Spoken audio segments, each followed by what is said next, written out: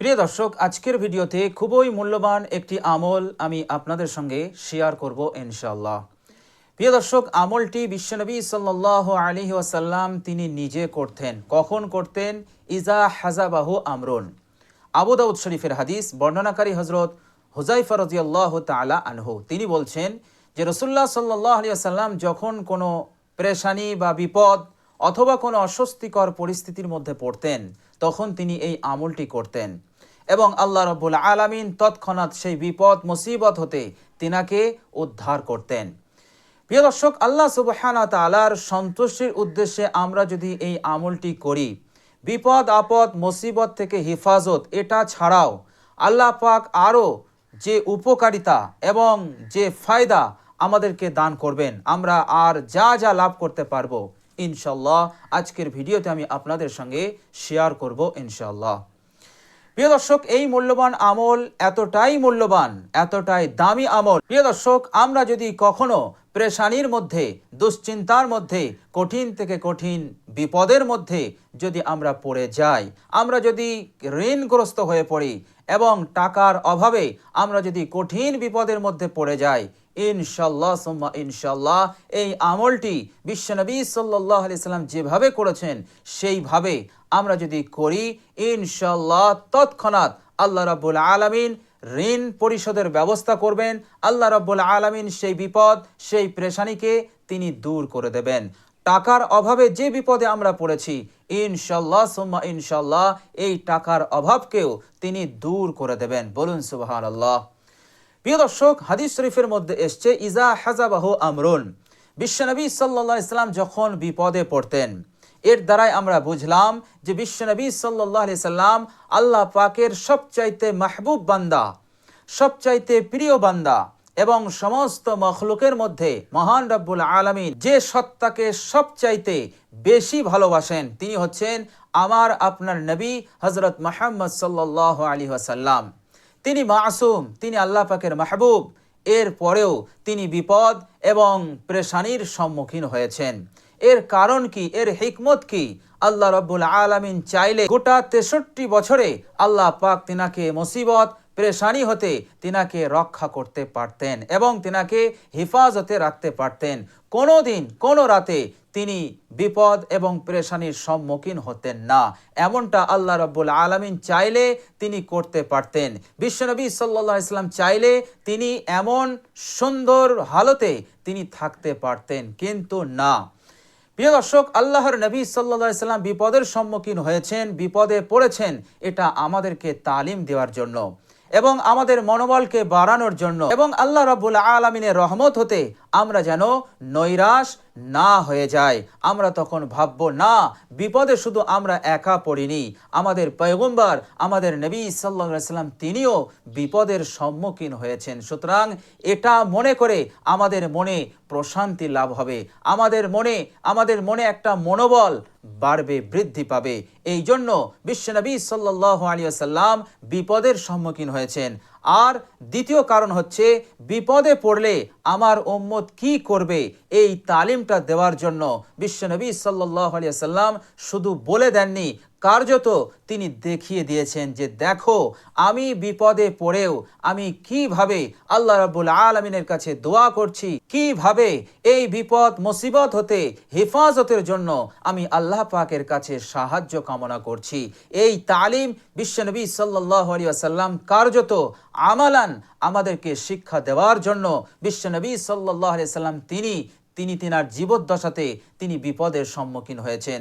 এই জন্য হাদিস শরীফের মধ্যে এসছে যে বিশ্বনবী সাল্লাল্লাহু আলাইহি ওয়াসাল্লাম, সাহাবী রওয়ায়াত করছেন, যখন বিশ্বনবী সাল্লাল্লাহু আলাইহি ওয়াসাল্লাম ইজা হাজাবাহু আমরুন, যখনই কোনো বিপদ মুসিবত পেরেশানি হতাশ এবং অস্বস্তিকর পরিস্থিতির মধ্যে পড়তেন, তখন বিশ্বনবী এই আমলটি করতেন এবং বিশ্বনবী সাল্লাল্লাহু আলাইহি ওয়াসাল্লাম সাহাবাদেরকেও সেই আমলটি করার তালিম দিতেন।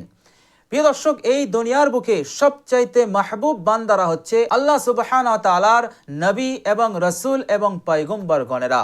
এই পৃথিবীর বুকে যত পয়গম্বর এসেছেন সমস্ত পয়গম্বররা তিনারাও মুসিবতের সম্মুখীন হয়েছেন এবং তিনারা যতটা তাকলিফ এবং যতটা কষ্ট পেয়েছেন, সমস্ত কষ্ট এবং তাকলিফ থেকে বেশি তাকলিফ বেশি কষ্ট পেয়েছেন আমার আপনার নবী হযরত মুহাম্মদ সাল্লাল্লাহু আলাইহি ওয়াসাল্লাম। সুতরাং এই পৃথিবীর সমস্ত নবী পয়গম্বরগণ তাকলিফ পেরেশানি বিপদের সম্মুখীন হয়েছেন। সুতরাং আমরাও যদি বিপদ এবং পেরেশানির সম্মুখীন হই, তাহলে নবী পয়গম্বররা যেমন আল্লাহ রাব্বুল আলামিনের রহমত হতে, তিনার সাহায্য হতে যেমন তিনারা নৈরাশ হননি এবং আল্লাহ রাব্বুল আলামিন হতে তিনারা দূরে সরে যাননি, তিনারা আল্লাহ রাব্বুল আলামিনের কাছে সাহায্য কামনা করেছেন।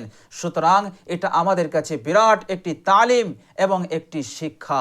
আমরাও যখন কঠিন থেকে কঠিন বিপদ, মুসিবত, পেরেশানির মধ্যে আমরা পড়ব, আমরা অনুরূপভাবে বিশ্বনবী সাল্লাল্লাহু আলাইহি সাল্লাম যেভাবে আল্লাহ পাকের কাছে সাহায্য চেয়েছেন, যেভাবে আমল করেছেন এবং যে আমলের বরকতে আল্লাহ পাক সাহায্য করেছেন, সেই আমলটা আমরা যদি আমাদের জিন্দেগিতে আপনাই, আমরা যদি আল্লাহ পাকের সন্তুষ্টির উদ্দেশ্যে বিশ্বনবী সাল্লাল্লাহু আলাইহি সাল্লামের সুন্নতের ইত্তেবাতে আমলটি করি, ইনশাআল্লাহ সুম্মা ইনশাআল্লাহ আপনার জিন্দেগিতে বিপদ থাকবে না, পেরেশানি দূর হয়ে যাবে।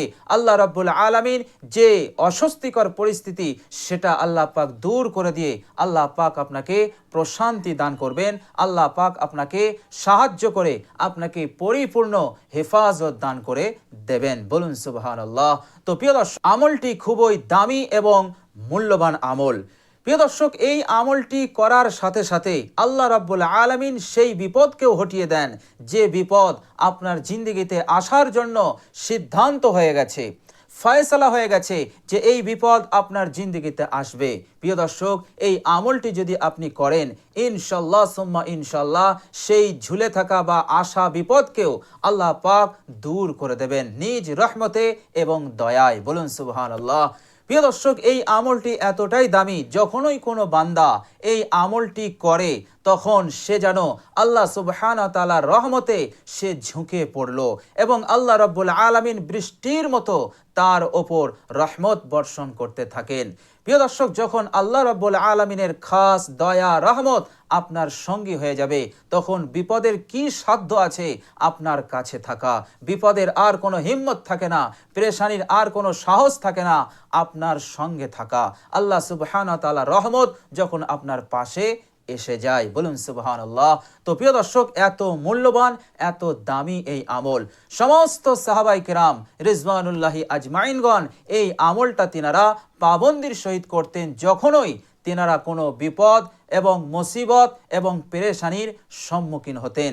যখন কোনো কিছুর অভাব সংসারে দেখতেন, জিন্দগিতে দেখতেন, সঙ্গে সঙ্গে তিনারা এই আমল করতেন। আল্লাহ রাব্বুল আলামিন সঙ্গে সঙ্গে সেই অভাবকে দূর করে দিতেন, তাদের হাজত, তাদের প্রয়োজনকে তিনি পূরণ করে দিতেন। বলুন সুবহানাল্লাহ। প্রিয় দর্শক, বিশ্বনবী সাল্লাল্লাহু আলাইহি ওয়াসাল্লাম বলেছেন, এই আমলে শেফা আছে, এই আমলে আরোগ্য আছে, এই আমলে সুস্থতা আছে। সুতরাং কোনো অসুস্থ ভাই বোন যদি থাকেন, তাহলে এই আমলটি আপনি বেশি বেশি করুন। এই আমলটির মাধ্যমে বিশ্বনবী সাল্লাল্লাহু আলাইহি ওয়াসাল্লাম বলেছেন শেফা আছে, অবশ্যই আপনি শেফা লাভ করবেন। বিশ্বনবী সাল্লাল্লাহু আলাইহি সাল্লামের কাছে এক অসুস্থ সাহাবী আসলেন এবং তিনি তেনার অসুস্থতার শিকায়েত করলেন। তিনি বললেন, ইয়া রাসূলুল্লাহ, আমি খুব অসুস্থ। বিশ্বনবী সাল্লাল্লাহু আলাইহি সাল্লাম তখন এই দামি আমলটা শেখালেন, বললেন এই আমলে শেফা আছে, সুতরাং তুমি এই আমলটি করো, ইনশাআল্লাহ সুম্মা ইনশাআল্লাহ আল্লাহ পাক তোমাকে শেফা দান করবেন, তোমার অসুস্থতা দূর হয়ে যাবে। বলুন সুবহানাল্লাহ।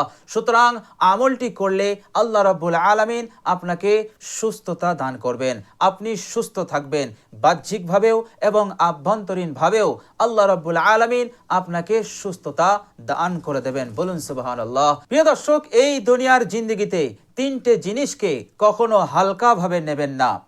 তন্মধ্যে এক নম্বর হচ্ছে আগুন। আগুনকে কখনো হালকাভাবে নেবেন না, কেননা অল্প ছোট আগুন এই গোটা বিশ্বকে জ্বালিয়ে দিতেও সক্ষম।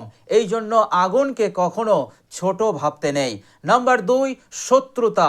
কোনো শত্রুকে আপনি কমজোর ভাববেন না, দুর্বল ভাববেন না, কেননা ওই দুর্বল শত্রু আপনাকে ধ্বংস করে দিতেও সক্ষম।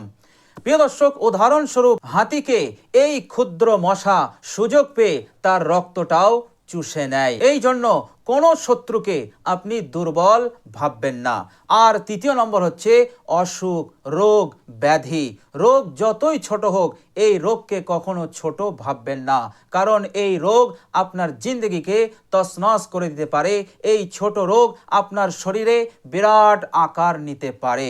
এই জন্য এই তিনটে জিনিসকে কখনোই হালকাভাবে নিতে নেই। প্রিয় দর্শক, আল্লাহ সুবহানাহু ওয়া তাআলা রোগ হতে শেফা লাভের জন্য, আরোগ্য লাভের জন্য আমাদেরকে তাকিদ দিয়েছেন। সুতরাং বিশ্বনবী সাল্লাল্লাহু আলাইহি সাল্লাম একাধিক আমল, দোয়া আমাদেরকে শিখিয়েছেন, যে দোয়া, যে আমলের মধ্যে শেফা আছে। তো প্রিয় দর্শক, আজকের ভিডিওতে যে আমলটি আমি আপনাদের সঙ্গে শেয়ার করব, এই আমলটির মধ্যেও শেফা আছে, আরোগ্য আছে। ইনশাআল্লাহ আল্লাহ সুবহানাহু ওয়া তাআলার সন্তুষ্টির উদ্দেশ্যে আমরা যদি এই আমলটি করতে পারি, অবশ্যই আল্লাহ রাব্বুল আলামিন আমাদেরকে বাহ্যিক আভ্যন্তরীণ শেফা দান করবেন এবং আমাদের রূহানি চিকিৎসাও হয়ে যাবে। বলুন সুবহানাল্লাহ। তো প্রিয় দর্শক, চলুন আমরা এবার জেনে নেই সেই মূল্যবান আমলটি কি। প্রিয় দর্শক, এই মূল্যবান আমলটি করার জন্য আমাদের সর্বপ্রথম অজু করতে হবে। প্রিয় দর্শক, পাক ও পবিত্র পানি নিয়ে আমরা অজু করব। অজু যখন আমরা করব, তখন উত্তম রূপে অজু করব।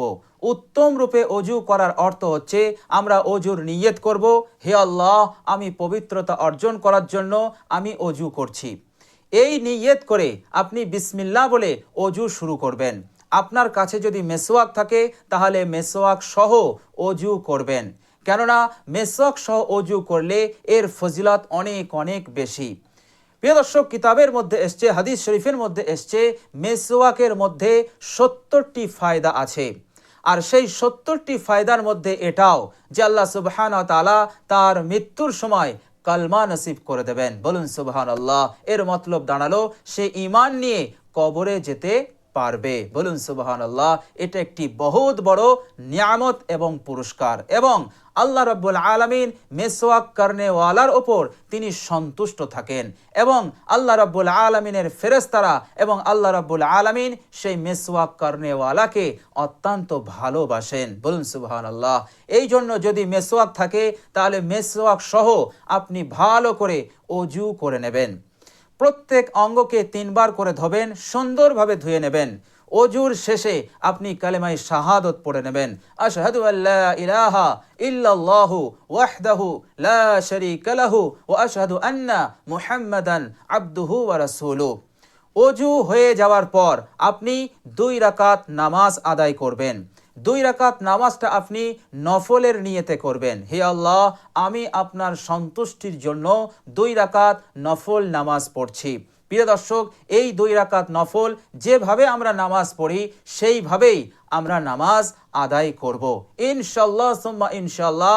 এই 2 রাকাত নামাজের পর, অর্থাৎ সালাম ফেরানোর পর, দায়ে বাঁয়ে সালাম ফেরানোর পর আপনি মাত্র 11 বার আল্লাহ রাব্বুল আলামিনের কাছে নিজের গুনাহের জন্য অনুতপ্ত হয়ে, লজ্জিত হয়ে ইস্তেগফার পড়বেন। আপনি পড়বেন আস্তাগফিরুল্লাহ আস্তাগফিরুল্লাহ আস্তাগফিরুল্লাহ আস্তাগফিরুল্লাহ।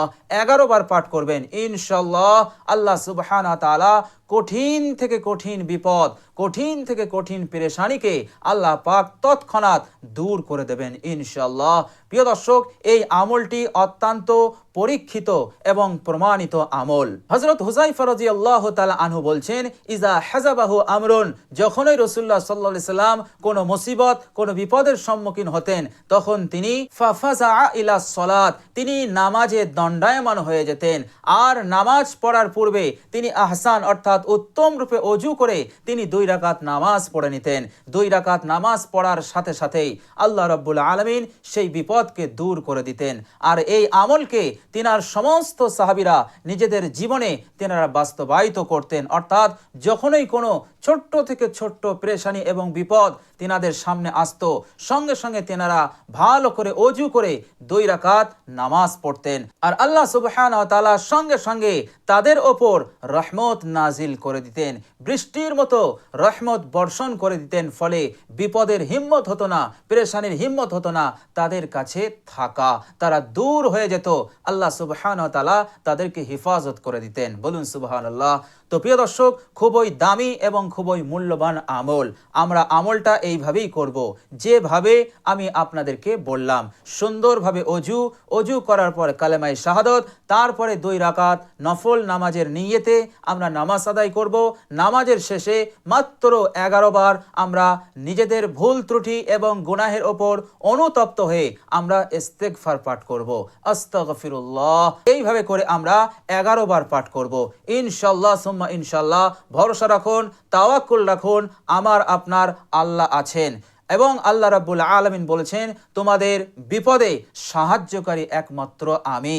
এবং আমার বান্দা ও বান্দি যখন বিপদগ্রস্ত হয়ে আমাকে ডাকে, তখন আমি আমার বান্দার আমল দেখি না যে কার কত আমল বেশি, কার কত ঈমান বেশি। আল্লাহ পাক এটা দেখেন না।